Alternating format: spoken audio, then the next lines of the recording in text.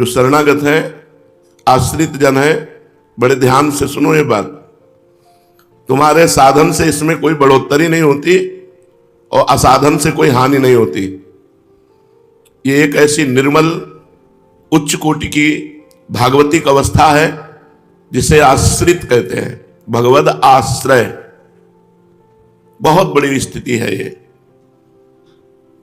बड़े से बड़े भयंकर दुख और परिस्थिति में भी स्थिति जागृत रहती है, आश्रय। प्रश्न उठता है कैसे लिया जाए, ऐसा आश्रय कैसे हो? तो ये परिस्थिति दी जाती है। भगवान कृपा करके जीव को ऐसी परिस्थिति देते हैं कि उसको एक ही रास्ता रह जाता है, भगवान का आश्रय। ये बड़े भाग्यशालियों को मिलती है। परिस्थिति में हो सकता है असाध्य रोग, भयंकर पीड़ा, समाज का तिरस्कार, या शरीर की ऐसी अवस्था, व्यवहार की ऐसी अवस्था कि अब तो बस जाना ही है, अब दूसरा कोई मार्ग नहीं रह गया, भगवान का आश्रय। खड़वांग जी ने जब ये जाना कि हमारी आयु 48 मिनट रह गई है, 2 घड़ी, 1 घड़ी 24 मिनट को कहते हैं, 48 मिनट तो बहुत होते हैं भगवत प्राप्ति के लिए। 48 मिनट तो बहुत होते हैं। तत्काल मन का, चित्त का, बुद्धि का जो आश्रय है, अभी तक आश्रय माया है, शरीर है, धन है, भोग है, ये सब आश्रय है। जब ऐसी परिस्थिति आती है, कहीं कोई आश्रय दिखाई नहीं देता, तब एक भगवद आश्रय। वो जैसे तितिक्षु ब्राह्मण की कथा 11 स्कंद में है, उसका धन नष्ट हो गया, शरीर बूढ़ा हो गया, पारिवारिक लोगों ने त्याग कर दिया, उसने विचार किया मेरा क्या, अब भगवान के सिवा मेरा कोई नहीं। ये जो आश्रय है ये बहुत दुर्लभ वस्तु है। साधना दुर्लभ वस्तु नहीं है, आश्रय दुर्लभ वस्तु है। इस आश्रय का जब ज्ञान भगवान करा देते हैं और इसकी स्थिति हो जाती है, तो हर परिस्थिति में परमानंद परमानंद का अनुभव होता रहता है। मृत्यु की तैयारी भगवद आश्रय। खड़वांग जी ने मन बुद्धि चित्त का जो आश्रय दाता है, ठीक वहीं अपने संपूर्ण ज्ञान को समेट कर लगा दिया और 48 मिनट में परब्रह्म परमात्मा की प्राप्ति कर ली। अपने पास तो हो सकता है शाम मिल जाए, काफी समय है। यदि हम आश्रय ले लें अंदर से भगवान का, प्रियाजू का, बहुत जल्दी काम बन जाए। सब शास्त्रों में आश्रय को गुप्त करके बताया गया है, साधनों को प्रकट करके बताया गया है। तब जब जीव पूछता है कैसे आश्रय ले, तो उसे साधन बताया जाता है। साधन से बहुत काल के बाद आश्रय धीरे धीरे जागृत होता है, वो भी जब हर साधन उसका निष्फल हो जाता है और वो ऐसी परिस्थिति में आता है, अब क्या होगा? तब फिर आश्रय तत्व का रास्ता उसे भगवान देते हैं। हम जो कह रहे हैं शायद कोई समझ पावे, हृदय की बात है। आश्रित हो जाओ, भगवद आश्रित। कोई अपने जीवन की कमी देखकर भगवान से प्रश्न मत करो। भजन हो रहा है तो हम प्रियाजू के, भजन नहीं हो रहा तो हम किसी पड़ोसी के हो गए क्या? प्रियाजू के ही हैं। रात न प्रभु चित चूक किए की, करत सुरत सैबार है की। हमारे प्रभु का स्वभाव है कि लाखों चूक हो जाए वो देखते नहीं है, वो देखते हैं हृदय की बात। इसने मेरा आश्रय लिया है। सही बात समझ लो कि जो अध्यात्म की दिव्यता है वो भगवान के आश्रय से जागृत होती है। जो स्थितियां हैं वो भगवान के आश्रय से जागृत होती है। जो समय हमारा कट रहा है वो भगवत चिंतन परायण, भगवत लीला गुणगान, भगवत लीला श्रवण, भगवत सेवा। लेकिन भरोसा हमें इनका नहीं है। क्यों? क्योंकि शरीर की ऐसी भी परिस्थिति आती है कि हमारा भगवत चिंतन नहीं होगा। आप लोगों के जीवन में है कि नहीं वो पता नहीं, अपनी बात कह रहा हूं। इतनी भयंकर विपरीत परिस्थिति, एक एक नस दर्द कर रही, क्या क्या तुम्हें बताएं। और उस स्थिति में आश्रय तत्व परम शीतल आश्रयामी, वो एकदम अलग। जैसे आग उस मकान में लगी है और आप इसल कूलर लगा हुआ, आप एकदम ऐसे कमरे में बैठे हैं, ऐसे आश्रयदाता रखते हैं। संपूर्ण शरीर के, संसार के सुख दुख ये ऐसे हैं जैसे पड़ोसी के घर में आग लगी है, हम अपने घर में एसी में बैठे हैं, ऐसे है आश्रय। कलंक है अपने को आश्रित के लायक बनाने की भावना रखना, क्योंकि अपने में सामर्थ्य है ना, तो आश्रय किसका लिए? हम लायक बन करके कभी, और वो कभी ऐसे बोले भी नहीं कहीं। अपिचेत सुदुराचारो भजते माम अनन्य भाग साधुर्य समंतव्या सम्यक व्यवसिता। ऐसा चाहे जितना बड़ा दुराचारी रहा हो, सम्यक रूप से जिसने विचार लिया कि अब मेरा कल्याण, मेरा परम मंगल केवल भगवान से ही होगा, और अंदर से आश्रित हो गया, ये बहुत बड़ी बात है। साधन में त्रुटि, साधन में कमी, आश्रय पक्का, भगवत प्राप्ति पक्की। आश्रय में कमी, आश्रय में त्रुटि, साधन बहुत बढ़िया, जन्म जन्म लगेंगे। समझ लो, क्योंकि आश्रय ही सर्वोपरि है। हम हृदय की अपनी बात कह रहे हैं। ऐसी परिस्थिति आएगी कि शरीर से ठाकुर सेवा नहीं बन पाएगी, ऐसी परिस्थिति आएगी कि कान से सुनाई नहीं देगा भगवत कथा, ऐसी परिस्थिति आएगी जबान से बोल नहीं सकते, ऐसी परिस्थिति आएगी कि होश नहीं रहेगा। अब कौन सा काम आपका भगवत प्राप्ति कराएगा? कोई शुद्ध नहीं, और उस समय मृत्यु होती है तो जहां हमारी चिंतन वृत्ति बेहोश हुई वही परिणाम मिलेगा। लेकिन जो आश्रित है, उस समय वो आश्रयदाता, उसके हृदय में स्फूर्ति होता, स्फुरन होता है उसका, वो स्वयं प्रकाशित हो जाता है, और अंतिम चित्तवृत्ति घूमकर उस आश्रयदाता पे आती है और वो भगवान को प्राप्त हो जाता है। इसलिए यह गुण साधन ते नहीं होई, तुम्हारी कृपा पाव कोई कोई। निहाल कर दिया भगवान ने, आश्रय देकर निहाल कर दिया। आश्रय देकर, हमने आश्रय लिया, यह भी कमजोर बात है, क्योंकि हम तो ऐसे ढुलमुल स्वभाव के हैं कि आज कहते हैं भगवान का आश्रय लिया, मन कहीं धन का आश्रय ले ले, कहीं तन का आश्रय ले ले, कहीं जन का आश्रय ले ले। हमारा भरोसा नहीं कि हमने आपका आश्रय लिया है, आपने हमें आश्रय दिया है, ये बात आपको समझनी। आपने हम जैसे को, हम जैसे भी हैं, हमने दावा नहीं पेश किया था कि आश्रय दे दो, हम आश्रय के लायक हैं। आपने आश्रय दिया है, बस आपने आश्रय दिया है, इस भरोसे से मैं बिल्कुल निश्चिंत हूं। निर्विकार भाव है कि हमें आपकी प्राप्ति होगी, क्योंकि आपने हमें आश्रय दिया है। इतने लोग बैठे हैं, इनमें से बताओ कि आपने आश्रय लिया है या प्रभु ने आश्रय दिया है? तो आपके हृदय में एक बात आए कि प्रभु ने आश्रय दिया है, मैं कहां इस लायक था। और जिनको लायक लग रहा हो तो कुछ दिनों में देख लेना तुम लायक हो क्या, क्योंकि अपना पूरा जीवन यही है। 10-20 वर्ष का तो अनुभव है नहीं, पूरे जीवन का अनुभव कह रहे हैं।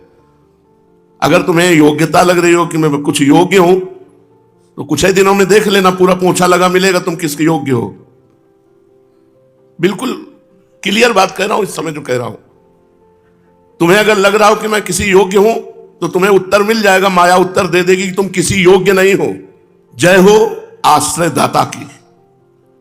तो अब क्या चिंता करना, जब मैं किसी योग्य नहीं था तब तो आश्रय दिया, अब तो एक योग्यता आ गई है कि मैं आपके आश्रित हो रहा हूं, ये अंदर से आ गया है। आपने आश्रय दिया और इधर भी आ गया कि मैं आपके आश्रित हूं, अब तो बहुत बड़ी बात बन गई। भगवान के आश्रित हो जाने मात्र से समस्त दोष होते हुए भी वो भगवत प्राप्त हो जाता है। इसलिए सुनो, खूब साधन करो, खूब नाम जप करो, लेकिन भरोसा प्रभु का रखो। पता नहीं कैसी स्थिति हो कि हम नाम जप भी न कर पावे, हम पुकार भी ना पावे। बड़ी विचित्र शरीर की स्थितियां होती हैं। कई कई दिन ऑक्सीजन में लोग पड़े रहते हैं बेहोश। उस समय हम क्या भजन कर पाएंगे? उस समय आश्रय तब तो काम करता है, जिसका आश्रय लिया है, जिसने आश्रय दिया है, वही उस जीव का स्मरण बनता है और वही उसको परम पद की प्राप्ति कराता है। इसलिए सबसे प्रार्थना है, ये विनाशी शरीर है, कब घटना कौन सी घट जाए कुछ पता नहीं। पूर्व अभ्यास भजन का नहीं किया तो क्या भजन हो सकता है? नहीं। पूर्व अभ्यास, शास्त्र श्रवण, कथा वार्ता, तो आप क्या पढ़े पढ़े कथा सुनने का मन करेगा? वही दुख का चिंतन। अब गुदा द्वारा सिल दिया गया, साइड से मल निकल रहा है, कितना भयंकर कष्ट है। आश्रय प्रभु का है नहीं, क्योंकि जीवन भर खान पान, मौज मस्ती, रुपया पैसा, सरकारी नौकरी, सब व्यवस्था रही, तो आश्रय भोगों का रहा, भगवान का आश्रय। धन्य हो आप लोग जिनके हृदय में भगवत आश्रय जागृत हो गया है। आश्रय का मतलब समझ रहे हो? हम किसी साधन पक्ष में नहीं बोल रहे। आश्रय पक्ष अंदर की बात है, जबान से कहने की नहीं कि हमारे माई श्यामाजू को राज। ये अंदर की बात, अंदर है कि प्रियाजू परम शीतलम आश्रयामि, मैं आपके चरणों के आश्रित हूं। मेरे बनाए ना बनेगी कोटि कल्प लो, आपके बनाए बनेगी पल पाव में। आप चाहें तो एक गिरे हुए इंसान को महात्मा बना दें, जिसे कोई यह भी नहीं कह सकता कि यह धर्म का भी जानता है क्या, वो धर्म का प्रवचन करने वाला बन सकता है। आप चाहें तो समस्त अवगुणों से युक्त होता हुआ भी वो समस्त सद्गुणों को प्रकाशित करने वाला बन जाए। मसकई करें बिरंची अज, अज ही मसकते ही। ब्रह्मा को मच्छर बना दे, मच्छर को ब्रह्मा बना दे।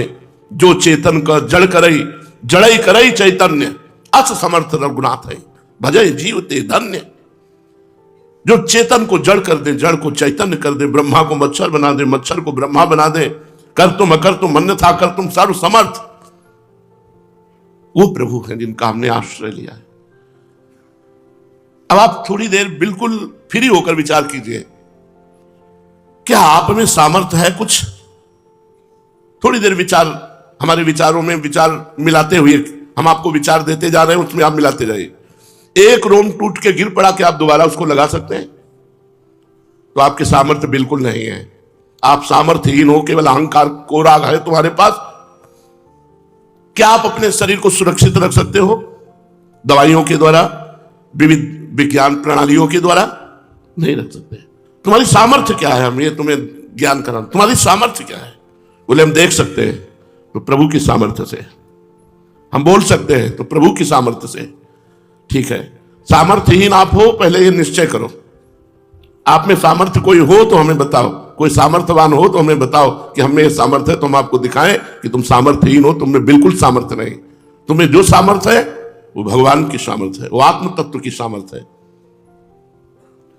फिर हमारे अंदर जो ये राग है परमार्थ का भी, कि हम कुछ करके बनेंगे।